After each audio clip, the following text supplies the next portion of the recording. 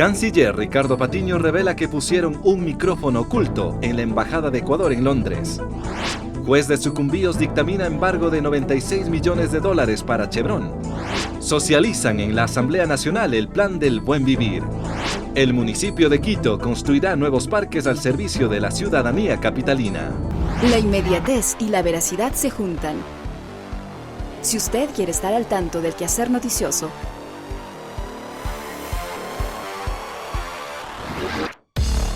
conéctese a www.elciudadano.gov.es.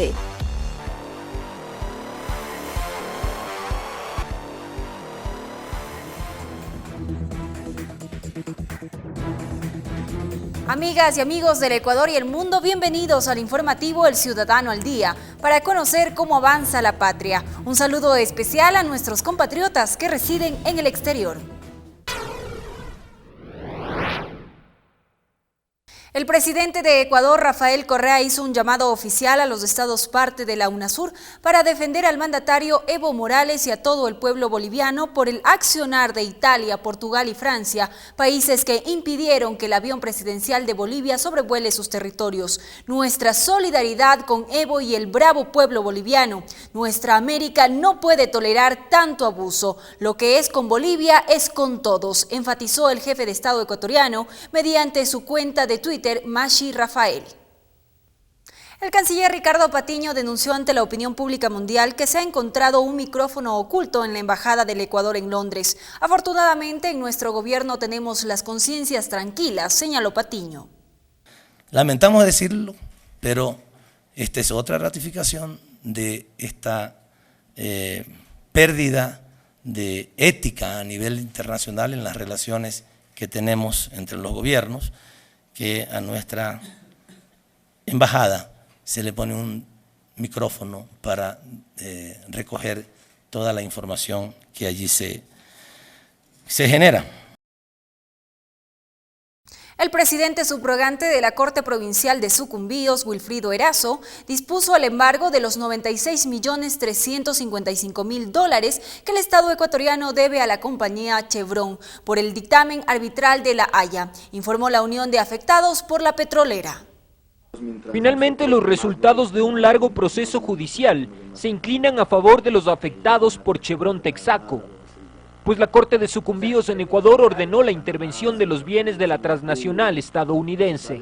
Luego de casi 20 años de lucha muy dolorosa y de lucha constante que han tenido más de 30.000 ecuatorianos, habitantes de las provincias de Orellana y Sucumbíos, ahora por fin tenemos ya una posibilidad real de realizar un cobro efectivo, de iniciar el cobro efectivo de la indemnización que fuera ordenada por las Cortes ecuatorianas.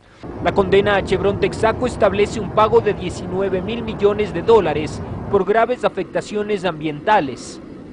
Sin embargo, los activos de la compañía en Ecuador no llegan a los $200 millones.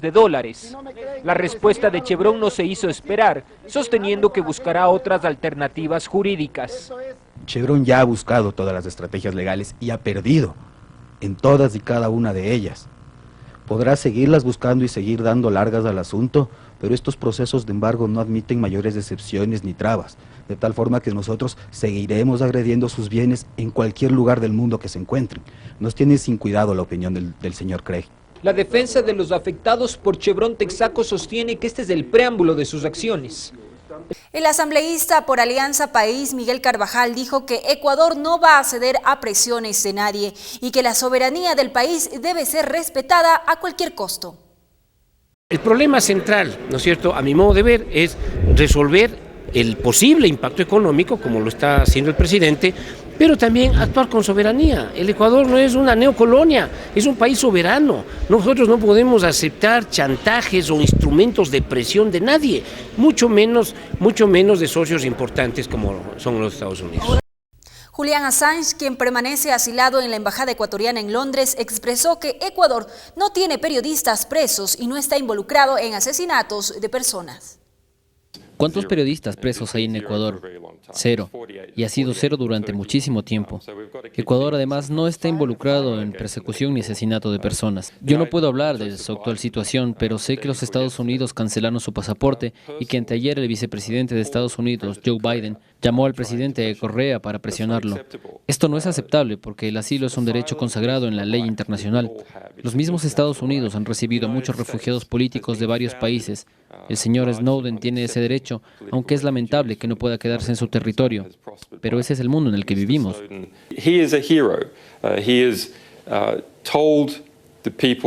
Seguramente la información que tiene el señor Snowden tiene que ver no solo con Estados Unidos, sino con todos los ciudadanos del mundo. Snowden es un héroe. Él les dijo a los ciudadanos del mundo y de los Estados Unidos que hay una interceptación masiva de sus llamadas telefónicas.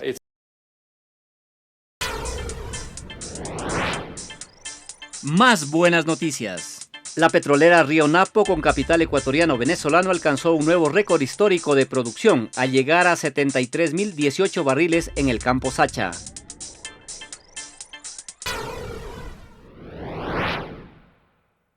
Lograr la innovación de los recursos exportables y diversificar los naturales son, entre otros, los objetivos del Plan Nacional del Buen Vivir 2013-2017. Así lo expresó el secretario nacional de Planificación y Desarrollo, Fander Falconi, durante la socialización del plan en la Asamblea Nacional.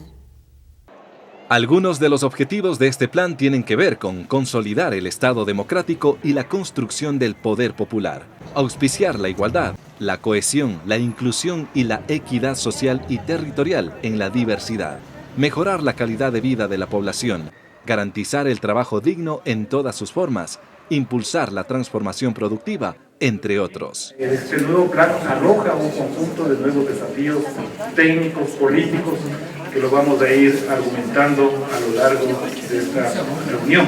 Falconi explicó a los asambleístas que el plan del buen vivir es algo realizable, basado en una realidad concreta.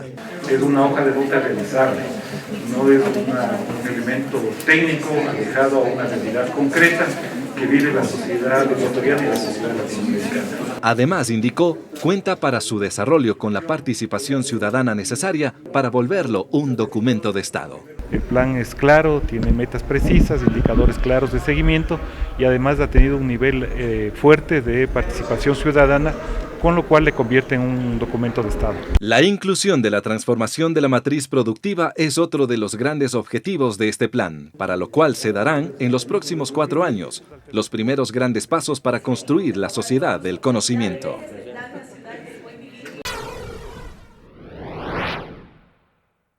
El Ministerio de Educación cerró el proceso de inscripción para el régimen Sierra con 211.279 estudiantes que fueron registrados para el inicio del próximo año lectivo. Los padres de familia y representantes de las niñas, niños y jóvenes se acercaron a las 406 sedes dispuestas por la entidad rectora de la educación en el país para realizar el proceso de inscripción.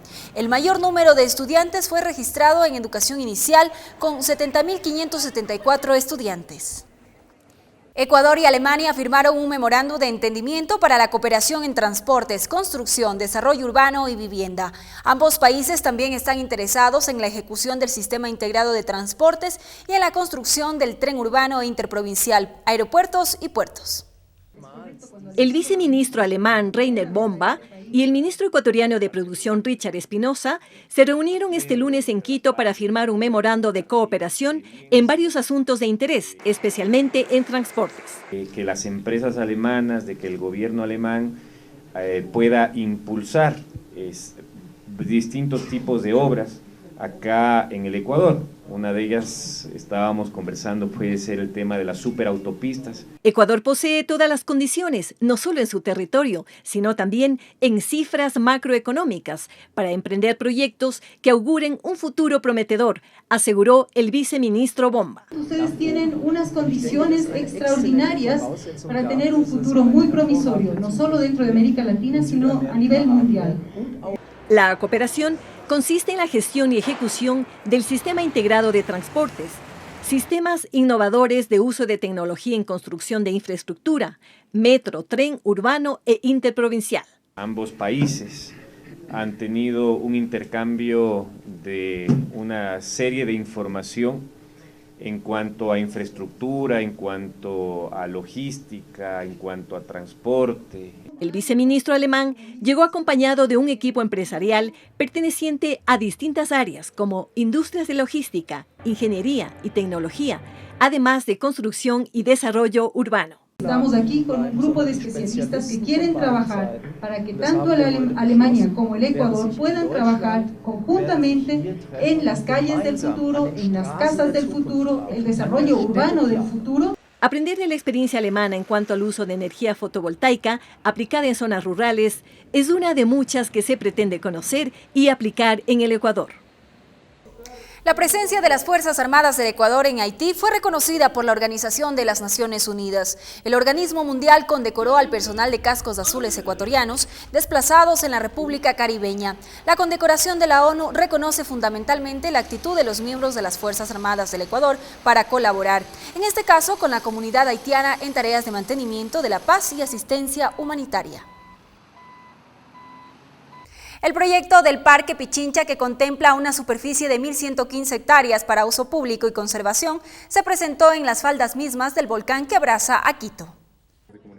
El alcalde de Quito indicó que el proyecto Parque Pichincha tiene la misma importancia que el Metro de Quito o el nuevo aeropuerto, pues al igual que estos, plantea un importante desafío para los quiteños del futuro. Es un día muy importante, estamos diciendo ni una construcción más en las laderas del Pichincha, se acabó.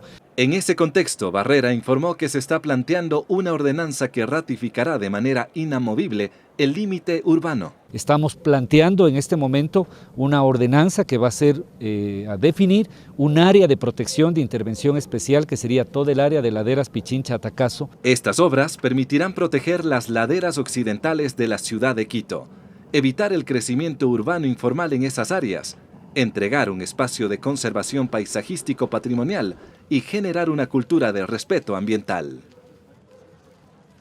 El Ministerio de Cultura y Patrimonio del Ecuador realizó un evento para dar a conocer a los ganadores del Fondo Fonográfico 2013. En este evento se presentó públicamente a los ganadores de la convocatoria, que busca impulsar nuevos y valiosos talentos que dinamizarán la industria musical del Ecuador.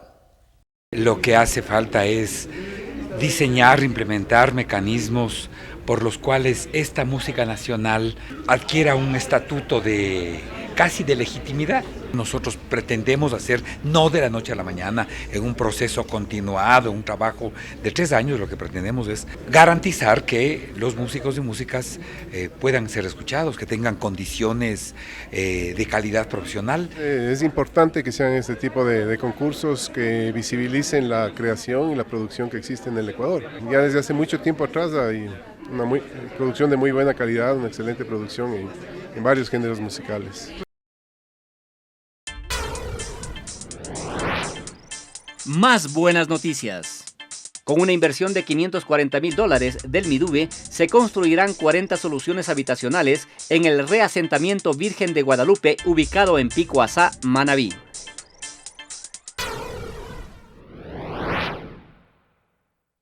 En el plano internacional les presentamos un resumen de los acontecimientos noticiosos más importantes de Latinoamérica y el mundo. Tras 12 horas de detención en Viena, el presidente Evo Morales podrá continuar con su viaje a Bolivia, como lo anunció el presidente federal de Austria, Heinz Fischer. Varios representantes del gobierno boliviano han expresado su rechazo al incidente ocurrido en Europa con el jefe de Estado Evo Morales. Aseguran que esperarán el regreso del mandatario en una vigilia permanente. Además, gobiernos latinoamericanos rechazaron este accionar europeo. La presidenta de Brasil, Dilma Rousseff, presentó al Congreso de ese país la propuesta sobre el plebiscito. Diversos sectores sociales manifestaron su apoyo al gobierno sobre esta iniciativa. Sin embargo, las manifestaciones en las calles de varias ciudades no cesan. El mandatario aseguró que está dispuesto a formar un gobierno de unidad nacional. El pueblo sigue demandando mejores condiciones de vida en masivas protestas, en las que han resultado unos 21 muertos y al menos 700 heridos.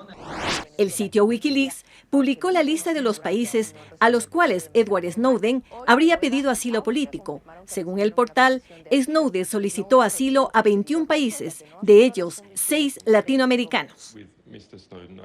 De esta manera finaliza El Ciudadano al Día y como de costumbre les invitamos a que continúen con el entrevistado de hoy. De mi parte los espero en la próxima edición. Hasta pronto. Amigas y amigos, bienvenidos a El Ciudadano TV. En este espacio de diálogo abierto nos encontramos con el legislador Mauro Andino, quien es presidente de la Comisión de Justicia y Estructura del Estado y fue en su momento el ponente de la Ley Orgánica de Comunicación. Con él hablaremos sobre este tema importante para el país, que es la Ley de Comunicación, con el cual se ha tratado de cumplir el mandato popular de los ciudadanos en las urnas. Asambleísta, bienvenido a El Ciudadano. Gracias, un gusto poder compartir. Finalmente se aprobó la Ley de Comunicación, pero sin embargo tuvo que pasar un periodo constitucional, el 2013-2017. ¿Por qué la Asamblea anterior desacató el mandato popular, que tanto consta en la transitoria primera de la Constitución y también fue mandato de la consulta popular del 2011?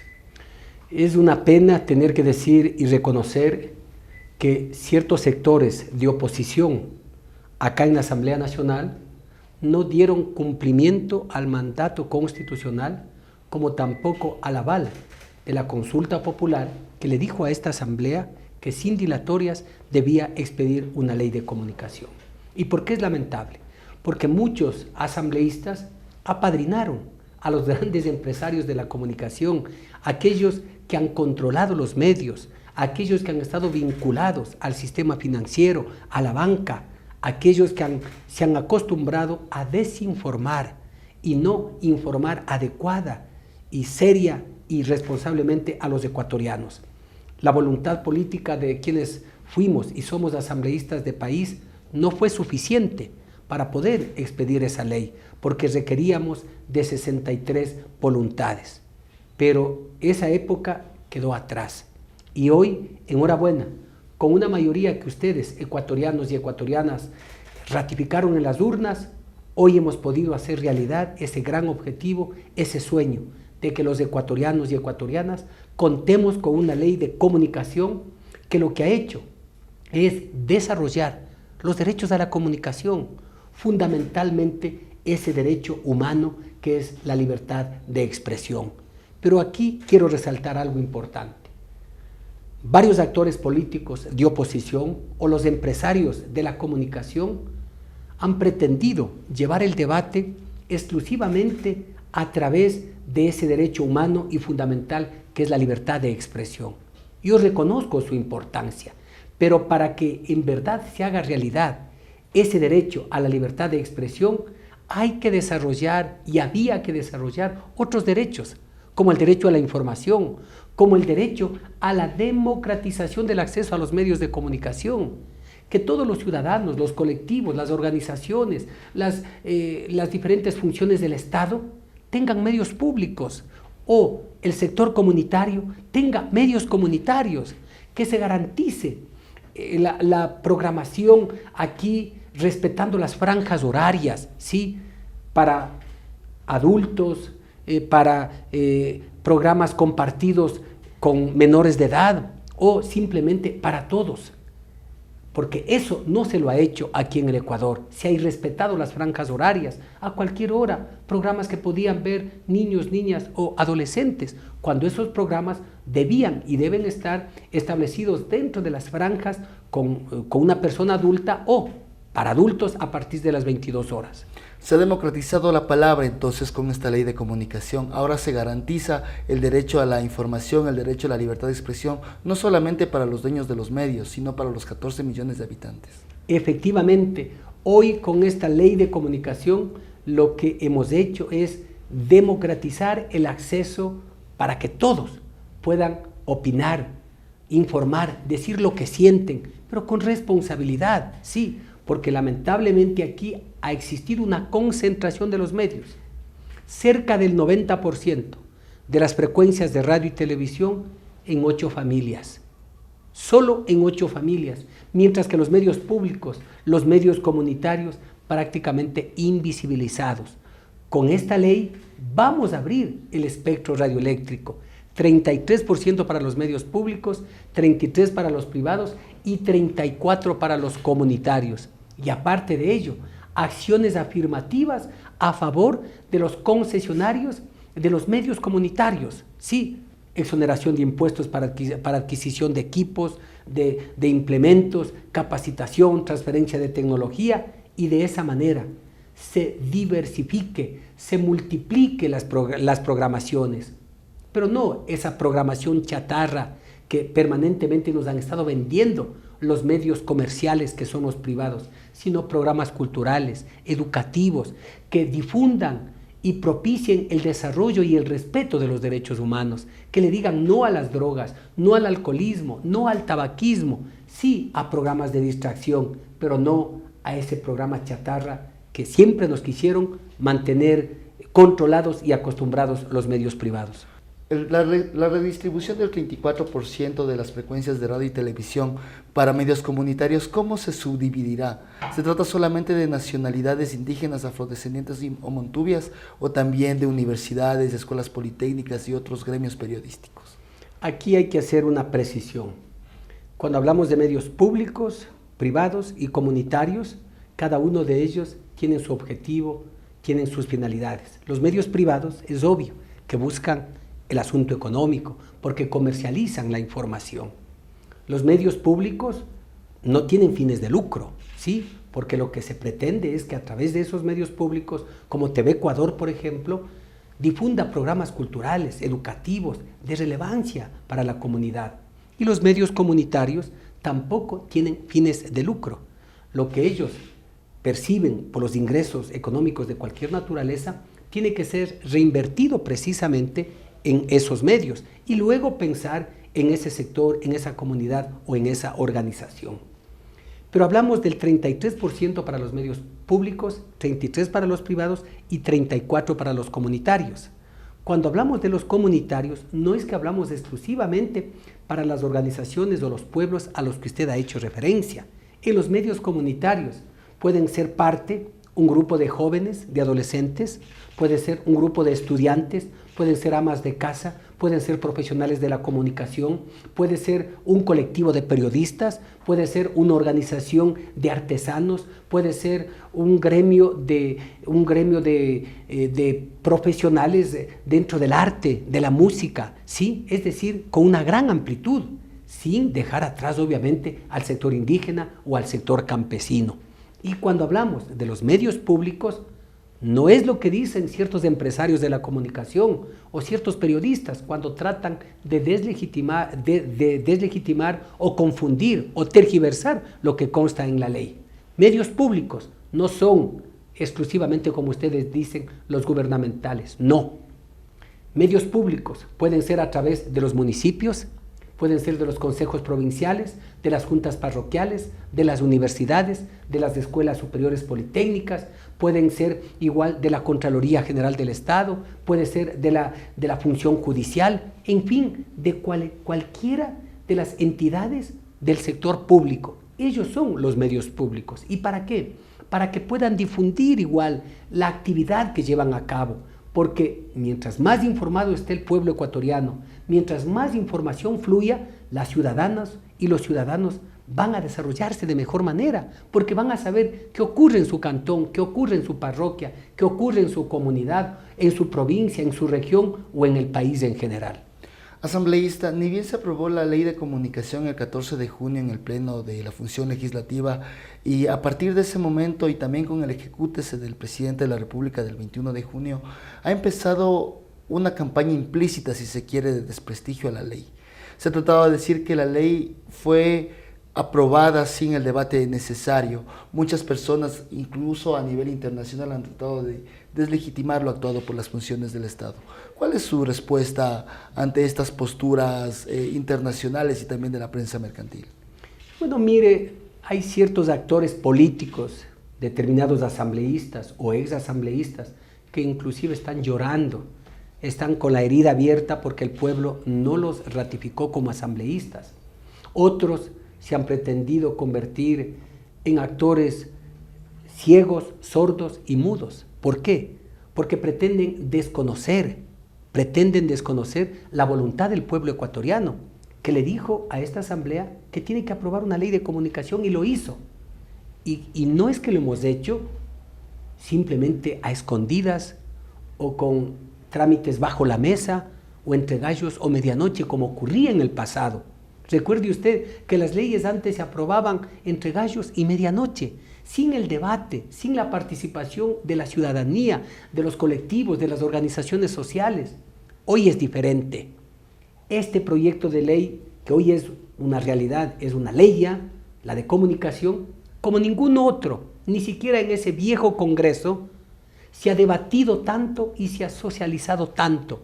Cerca de 4 años, conferencias, mesas redondas, coloquios, comisiones generales en el Pleno, en la Comisión de Comunicación, propuestas, sugerencias, observaciones, cientos. Y hemos escuchado al pueblo, a la ciudadanía, y en base a ello hemos construido lo que hoy es ya una gran realidad, la ley de comunicación, para democratizar la palabra. Pero también organismos de carácter internacional han pretendido deslegitimar la construcción de esta ley. ¿Y por qué? Porque algunos, como la señora Botero, siempre ha estado en total oposición a este gobierno y a las iniciativas de este gobierno o a lo que hemos hecho en la Asamblea Nacional, vinculada, se dice, a algunas organizaciones precisamente del país que han estado opuestas a que se expida esta ley de comunicación. Se ha dicho que no se ha debatido, falso, mentira, ratifico, cerca de 4 años. O igual de Colombia, ciertos periodistas o propietarios de medios de comunicación han pretendido deslegitimar. Les decimos que los hermanos colombianos revisen la ley, analicen, al igual que el resto de hermanos o conciudadanos de diferentes países de Latinoamérica y del mundo. Y estoy a lo mejor seguro que van a imitar lo que se ha hecho acá en Ecuador para dotarle a los ciudadanos y a las ciudadanas de una ley que sí garantiza la libertad de expresión, que sí garantiza la libertad de información, pero con responsabilidad ulterior. Que a través de esta ley vamos a decir basta al monopolio o a la concentración de los medios en pocas manos. Que a través de esta ley lo que hemos hecho es desarrollar criterios para que ya no se atente en contra de la dignidad de las personas, en contra de la honra, o que se descontextualice la información o se manipule la información, como se lo ha hecho a través de varios medios. Si es que se han presentado o se presentan demandas a nivel nacional o internacional para supuestamente dejar sin efecto esta ley, pues serán los organismos, aquí la Corte Constitucional, la que tenga que decidir, y seremos respetuosos de esas resoluciones. O si la CID o la Corte Interamericana decide pronunciarse en algún momento, pues seremos respetuosos. Pero lo que también exigimos es respeto al Ecuador, a nuestra soberanía, para que nosotros construyamos las leyes como lo hemos hecho, amparados en esa Carta Fundamental de Montecristi, como también en los instrumentos internacionales fundamentalmente de derechos humanos. El presidente de la República en el enlace Ciudadano 327 se refirió al linchamiento mediático. Dijo que el periodismo serio de investigación no tiene por qué preocuparse, que deben preocuparse aquellos que monopolizaron la palabra, que monopolizaron el texto para hacer daño a la ciudadanía, para meterse con la vida privada, como fue el caso del asambleísta María Augusta Calle, a quien se la quiso vincular directamente con las FARC. Periodismo investigativo, sí, pero con responsabilidad. Un periodismo investigativo serio, sí, contrastando inclusive las fuentes, determinando si en verdad esos hechos tienen o no que ver con la realidad, y no a veces imaginando o simplemente tomando partido, o lo que han hecho los medios de comunicación, a veces en trámites de carácter judicial, ya sentenciar a alguien. Eso no debemos permitir. El linchamiento mediático se ha dado en el Ecuador, sí, como consecuencia de las permanentes acciones de determinados medios, menoscabar la imagen, la credibilidad de un ser humano. Por ello estamos determinando sanciones para los periodistas, comunicadores o medios de comunicación que pretendan seguir atentando en contra de los derechos de otras personas. Eso es lo que hemos hecho, no más. Pero vamos a seguir difundiendo esta ley, socializándola para que el pueblo ecuatoriano en verdad conozca de qué se trata y no se deje sorprender por aquellos que quieren seguir manipulando como lo han hecho en el pasado a través de la libertad de expresión o de la libertad de información. Asambleísta, para terminar, ¿puede explicarnos un poco mejor a nuestros televidentes cómo se va a reglamentar la ley de comunicación ya una vez aprobado? ¿Cuál es el proceso transitorio que se viene ahora, también con la conformación del Consejo de Regulación de la Información? De acuerdo a la ley, hay 30 días para la conformación del Consejo de Desarrollo de la Comunicación. Se tendrán que designar a través de cada una de las funciones del Estado que conforman la misma. El presidente de la República igual tiene que remitir la terna al Consejo de Participación Ciudadana y Control Social para designar al superintendente de la comunicación. El Ministerio de Finanzas tiene 90 días para entregar el presupuesto necesario para el desarrollo y funcionamiento del Consejo de Desarrollo, de la superintendencia, del personal y todo lo demás. Y el Ejecutivo igual tendrá que expedir el reglamento en relación a toda esta normativa, a toda esta ley. Ya es competencia del Ejecutivo desarrollar ese reglamento que va a servir para ampliar muchos temas que están determinados o desarrollados en la propia ley de comunicación. La palabra ya es de todo, asambleísta Andino. Obviamente, hoy sí, la palabra ya es de todos, de ustedes, amigas ecuatorianas, amigos ecuatorianos, de los adolescentes, de los indígenas, de los afros, de la gente de diferente tendencia sexual, de los niños, niñas, adolescentes, de todos, porque lo que hemos hecho es construir esta ley para todos y para todos, no para ciertos sectores como se hacía en el pasado. Recuerden que la palabra ya es de todas y de todos. Legislador, muchísimas gracias por esta entrevista para El Ciudadano. A usted, muchísimas gracias.